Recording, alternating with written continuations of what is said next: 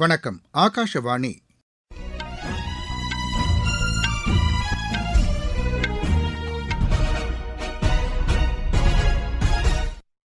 செய்திகள் வாசிப்பவர் ரெங்கநாதன். தலைப்புச் செய்திகள். பிரதமர் திரு நரேந்திர மோடி புதுதில்லி வந்துள்ள மியான்மர் அதிபருடன் இருதரப்பு உறவுகள் குறித்து பேச்சு நடத்தி வருகிறார். பிரதமரின் ஸ்வநிதி திட்டம் வெற்றிகரமாக 6 ஆண்டுகளை நிறைவு செய்துள்ளது. நாட்டில் 10 மாநிலங்களில் காலியாக உள்ள 24 மாநிலங்களவை உறுப்பினர் தேர்தலுக்கான வேட்புமனு தாக்கல் இன்று தொடங்கியது. உச்சநீதிமன்றத்திற்கு 5 புதிய நீதிபதிகள் நியமிக்கப்பட்டுள்ளனர். மேற்குவங்கத்தில் 35 புதிய அமைச்சர்களுடன் அம்மாநில அமைச்சரவை விரிவாக்கம் செய்யப்பட்டுள்ளது. இனி விரிவான செய்திகள்.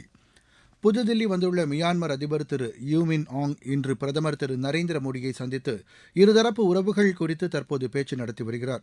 இரு நாடுகளுக்கும் இடையிலான வரலாற்று சிறப்புமிக்க கலாச்சார உறவுகளை வலுப்படுத்துவது குறித்தும் பாதுகாப்பு, தொழில்நுட்பம் உள்ளிட்ட முக்கிய விஷயங்கள் குறித்தும் இரு தலைவர்களும் பேச்சு நடத்தி வருகின்றனர். மியான்மர் அதிபர் இன்று மாலை குடியரசுத் தலைவர் திருமதி திரௌபதி முர்முவை சந்தித்து பேச்சு நடத்தவுள்ளார். நாட்டின் புராதன சின்னங்கள் குறித்த ஒளியும் தாமரையும் கண்காட்சியையும் அவர் பார்வையிடுகிறார். இந்தியா ஓமன் பொருளாதார ஒத்துழைப்பு ஒப்பந்தம் இன்று நடைமுறைக்கு வந்துள்ளது. மத்திய வர்த்தகம் மற்றும் தொழில்துறை அமைச்சர் திரு பியூஷ் கோயல் இந்த ஒப்பந்தம் குறித்து நாளேடு ஒன்றில் எழுதியுள்ள கட்டுரையில் இரு நாடுகளுக்கும் இடையிலான பொருளாதார மற்றும் தூதரக உறவுகள் வலுப்பெறும் என்று தெரிவித்துள்ளார். இந்திய மாணவர்கள், கைவினை கலைஞர்கள், பெண்கள், விவசாயிகள், மீனவர்கள், சிறு குறு மற்றும் நடுத்தர தொழில் நிறுவனங்களுக்கு உத்வேகம் அளிக்கும் வகையில் இந்த ஒப்பந்தம் அமைந்துள்ளதாக திரு பியூஷ் கோயல் கூறியுள்ளார். பிரதமரின் சாலையோர வியாபாரிகள் கடனுதவி திட்டம் தொடங்கப்பட்டு 6 ஆண்டுகள் நிறைவடைகிறது. இத்திட்டத்தின் கீழ் லட்சக்கணக்கான வியாபாரிகள் பயன்பெற்றுள்ளனர். கடந்த 2020ஆம் ஆண்டு முதல் 1,12,00,000க்கும் மேற்பட்ட கடன்கள் இத்திட்டத்தின் கீழ் வழங்கப்பட்டுள்ளன. 75 லட்சத்திற்கும் மேற்பட்ட நகரங்கள் மற்றும் சிறு நகரங்களில் 75 லட்சத்திற்கும் மேற்பட்ட சிறு வியாபாரிகள் பயன்பெற்றுள்ளனர். 17,800 கோடி ரூபாய் பயனாளிகளுக்கு கடனாக வழங்கப்பட்டுள்ளது. 55 லட்சத்திற்கும் மேற்பட்ட பயனாளிகள் கணினி கட்டமைப்பின் மூலம் கடன் தொகை பெற்று திருப்பிச் செலுத்தி வருகின்றனர். இதனால் 241 கோடி மின்னணு பண பரிவர்த்தனை மூலம் 8,96,000 கோடி ரூபாய் பரிவர்த்தனை செய்யப்பட்டுள்ளது. மின்னணு திட்டத்தில் பயன்பெறும் சிறு வியாபாரிகளுக்கு வட்டி மானியம் உள்ளிட்ட சலுகைகளும் வழங்கப்பட்டு வருகிறது.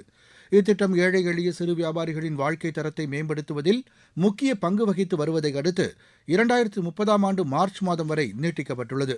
பிரதமரின் ஸ்வநிதி திட்டம் 6 ஆண்டு காலம் நிறைவு செய்திருப்பதையொட்டி வர்த்தக தொழில்துறை அமைச்சர் திரு பியூஷ் கோயல் வெளியிட்டுள்ள செய்தியில், கடின உழைப்பை அளிக்கும் லட்சக்கணக்கான சாலையோர வியாபாரிகள் தற்சார்பு நிலையை எட்டுவதற்கு இத்திட்டம் முக்கிய பங்காற்றியுள்ளதாக தெரிவித்துள்ளார். உத்தரவாதமின்றி சிறு வியாபாரிகளுக்கு வழங்கப்படும் கடன் உதவி புதிய இந்தியாவை வலுப்படுத்தியுள்ளதாகவும் திரு பியூஷ் கோயல் தெரிவித்துள்ளார். நாட்டில் 10 மாநிலங்களில் காலியாக உள்ள 24 மாநிலங்களவை உறுப்பினர் தேர்தலுக்கான வேட்புமனு தாக்கல் இன்று தொடங்கியது. இதற்கான தேர்தல் இம்மாதம் 18ஆம் தேதி நடைபெறவுள்ளது.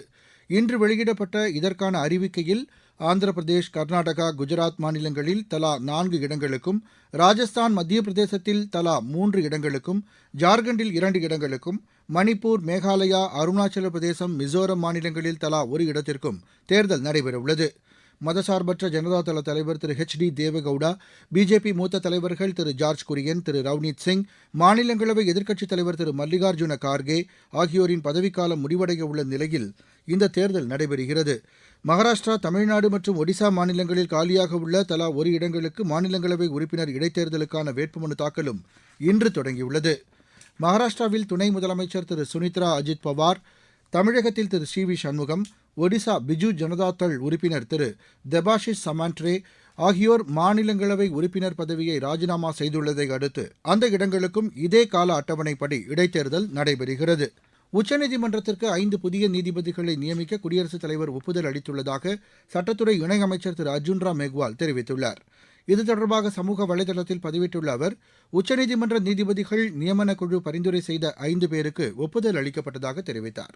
பஞ்சாப், ஹரியானா தலைமை நீதிபதி ஷீல் நாகு, மும்பை உயர்நீதிமன்ற தலைமை நீதிபதி ஸ்ரீ சந்திரசேகர், மத்திய பிரதேச உயர்நீதிமன்ற தலைமை நீதிபதி சஞ்சீவ் சச்தேவா, ஜம்மு காஷ்மீர் உயர்நீதிமன்ற தலைமை நீதிபதி அருண் பாலி மற்றும் மூத்த வழக்கறிஞர் வெங்கட சுப்பிரமணி மோகனா ஆகியோர் உச்சநீதிமன்ற நீதிபதிகளாக நியமிக்கப்பட்டுள்ளனர்.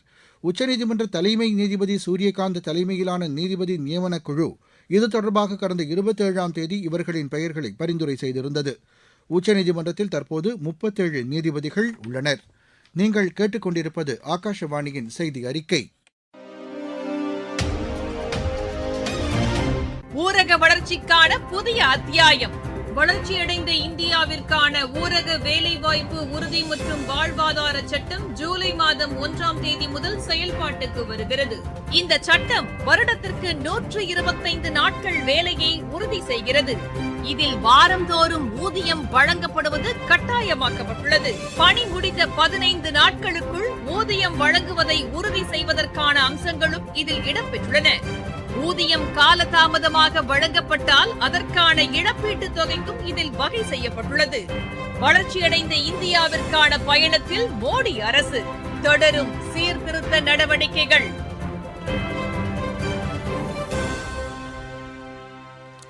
மேற்குவங்க மாநிலத்தில் 35 புதிய அமைச்சர்களுடன் அம்மாநில அமைச்சரவை விரிவாக்கம் செய்யப்பட்டுள்ளது.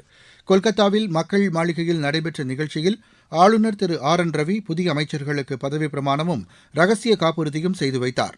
நிகழ்ச்சியில் முதலமைச்சர் திரு சுவேந்து அதிகாரி மற்றும் முக்கிய அரசியல் தலைவர்கள் கலந்து கொண்டனர். புதிய அமைச்சரவையில் திரு ஸ்வாபன் தாஸ் குப்தா, திரு அருண் சிங், திரு தபஸ் ராய், திரு சங்கர் கோஷ் உள்ளிட்டோர் இடம்பெற்றுள்ளனர். ஐஐடியில் சேர்வதற்கான ஜேஇஇ அட்வான்ஸ் நுழைவுத் தேர்வு முடிவுகள் இன்று வெளியிடப்பட்டுள்ளன. ஐஐடி தில்லி மண்டலத்தைச் சேர்ந்த சுபம் குமார் 330 மதிப்பெண்கள் பெற்று முதலிடத்தை பிடித்துள்ளார். நடப்பாண்டிற்கான ஜேஇஇ அட்வான்ஸ் நுழைவுத் தேர்வில் 1,79,694 மாணவர்கள் தேர்வெழுதினர். இதில் 56,880 மாணவர்கள் தேர்வாகியுள்ளனர். சென்னையில் வணிக பயன்பாட்டிற்கான எரிவாயு சிலிண்டரின் விலை இன்று 42 ரூபாய் அதிகரித்துள்ளது. இதன்படி எரிவாயு சிலிண்டரின் விலை 3,283 ரூபாயாக உள்ளது. தில்லியில் 42 ரூபாயும், மும்பையில் 43 ரூபாய் 50 காசும், கொல்கத்தாவில் 53 ரூபாய் 50 காசுகளும் அதிகரிக்கப்பட்டுள்ளது. மேற்காசிய பிரச்சினை காரணமாக சர்வதேச சந்தையில் கச்சா எண்ணெய் விலை அதிகரித்ததை அடுத்து வணிக பயன்பாட்டிற்கான சமையல் எரிவாயு விலை உயர்ந்துள்ளது. இருப்பினும் வீடுகளில் பயன்படுத்தப்படும் சமையல் எரிவாயு சிலிண்டரின் விலை உயர்த்தப்படவில்லை. பிரதமரின் ஜன்தன் யோஜனா திட்டம் சேலம் மாவட்டத்தில் சிறப்பாக செயல்படுத்தப்பட்டு வருகிறது. இந்த திட்டத்தின் கீழ் ஏராளமானோர் பயனடைந்து வருவதாக எமது செய்தியாளர் தெரிவிக்கிறார். 15 நிமிட நேரத்தில் பிரதமரின் ஜன்தன் யோஜனா திட்டத்தின் கீழ் பொதுமக்களுக்கு வங்கி கணக்கு தொடங்கப்பட்டு வருவதாக கூறுகிறார் சேலம் அம்மாப்பேட்டை பாரத ஸ்டேட் வங்கியின் வாடிக்கையாளர் சேவை மைய ஒருங்கிணைப்பாளர் பூமிநாதன். இங்க ஒரு நாளைக்கு 5ல இருந்து 10 வரைக்கும் அக்கௌண்ட் ஓபன் பண்றதுக்காக வராங்க. என்னென்ன காரணத்துக்காக வராங்க அப்படின்னா, முதியோர் பென்ஷன் வாங்கணும் அப்படிங்கிறதுக்காக அக்கௌண்ட் தேவைப்படுது. நலவாரிய திட்டங்கள், சில மானியம் பெறுவதற்கான நிறைய திட்டங்கள், கேஸ் மானியம் பெறுவதற்கு, சிறு வியாபாரிகள், குறு வியாபாரிகள், இவங்க எல்லாருமே அக்கௌண்ட் வேணுங்கிறதுக்காக இங்க வந்துட்டு இருக்காங்க. இவங்களுக்கெல்லாம் ஒரு ஆதார் ஜெராக்ஸ் மட்டும் இருந்தா போதும், அவங்களுக்கு அக்கௌண்ட் ஓபன் பண்ணி கொடுத்துருவோம். மினிமம் ஒரு 10ல இருந்து 15 நிமிஷத்துக்குள்ள இவங்களுக்கு இந்த ப்ராசஸ் முடிஞ்சிடும். பிரதமரின் ஜன்தன் யோஜனா திட்டத்தின் கீழ் வங்கி கணக்கு தொடங்குவது மிக எளிமையாக இருப்பதாக பயனாளி கருத்து தெரிவிக்கின்றனர். என் பேர் இன்பழகன், நான் காலேஜ் படிச்சுட்டு இருக்கேன். அக்கௌண்ட் ஓபன் பண்ண SBI சர்வீஸ் சென்டருக்கு வந்தேன். வெறும் ஆதார் கார்டு வச்சு ஓபன் பண்ணலான்ட்டாங்க. ப்ராசஸ் ரொம்ப ஈஸியா முடிஞ்சிருச்சு. அது எனக்கு காலேஜில் ஸ்காலர்ஷிப் அமௌண்ட் வாங்குறதுக்கும், காலேஜில் ஃபீஸ் பண்ணவும், எல்லா இடத்துக்கும் டிரான்சாக்ஷன் பண்ண யூஸா இருக்கு. இதன் மூலம் 197 கோடியே 22 லட்சம் ரூபாய் சேமிக்கப்பட்டுள்ளது என்பதிலிருந்து பிரதமரின் ஜன்தன் யோஜனா திட்டத்தின் கீழ் வெற்றியானது இப்படியாக தெரியும். சேலத்திலிருந்து விஜயகுமார் குணசேகரன்.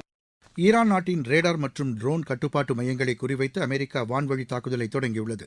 இதனையடுத்து மேற்காசிய பகுதியில் பதற்றம் அதிகரித்துள்ளது. கடந்த வாரம் அமெரிக்காவின் MQ-1 ட்ரோனை ஈரான் படைகள் தாக்கி அழித்ததற்கு பதிலடியாக அமெரிக்கா இன்று பதில் தாக்குதல் நடத்தியுள்ளது. அமெரிக்காவிலிருந்து வரும் ஏவுகணை மற்றும் ட்ரோன் தாக்குதலில் ஈரான் படைகள் தடுத்து வருகின்றன.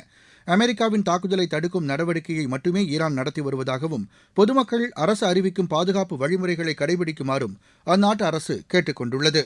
மலேசியாவில் 16 வயதுக்குட்பட்ட சிறார் சமூக வலைதள கணக்குகளை தொடங்குவதற்கு தடை விதிக்கப்பட்டுள்ளது. தற்போது அந்நாட்டில் உள்ள 80 லட்சத்திற்கும் மேற்பட்ட சமூக வலைதள கணக்குகளை வைத்திருப்போரின் வயது குறித்த ஆய்வு மேற்கொள்ளப்பட்டு வருகிறது. மேலும் சமூக வலைதள முகப்புகளை அமைப்பதில் சில கட்டுப்பாடுகளும் கொண்டுவரப்பட்டுள்ளது. தவறான நோக்கத்துடன் வலைதளங்களை அணுகுவதை தடுக்கும் நோக்கில் இந்த முயற்சி எடுக்கப்பட்டுள்ளது. 16 வயதுக்குட்பட்டோரை அனுமதிக்கும் சமூக வலைதள நிறுவனங்களுக்கு அதிக அளவில் அபராதம் விதிக்கப்படும் என்றும் மலேசிய அரசு எச்சரித்துள்ளது. சிறுவர்களை திசை திருப்பும் வகையில் சமூக வலைதளங்களில் பதிவிடுவோரையும் கண்காணித்து நடவடிக்கை எடுக்கப்படும் என்றும் மலேசிய அரசு கூறியுள்ளது. மீண்டும் தலைப்புச் செய்திகள். பிரதமர் திரு நரேந்திர மோடி புதுதில்லி வந்துள்ள மியான்மர் அதிபருடன் இருதரப்பு உறவுகள் குறித்து பேச்சு நடத்தி வருகிறார். பிரதமரின் ஸ்வநிதி திட்டம் வெற்றிகரமாக 6 ஆண்டுகளை நிறைவு செய்துள்ளது. நாட்டில் 10 மாநிலங்களில் காலியாக உள்ள 24 மாநிலங்களவை உறுப்பினர் தேர்தலுக்கான வேட்புமனு தாக்கல் இன்று தொடங்கியது. உச்சநீதிமன்றத்திற்கு 5 புதிய நீதிபதிகள் நியமிக்கப்பட்டுள்ளனர். மேற்கு வங்கத்தில் 35 புதிய அமைச்சர்களுடன் அம்மாநில அமைச்சரவை விரிவாக்கம் செய்யப்பட்டுள்ளது. இத்துடன் இந்த செய்தி அறிக்கை நிறைவடைந்தது.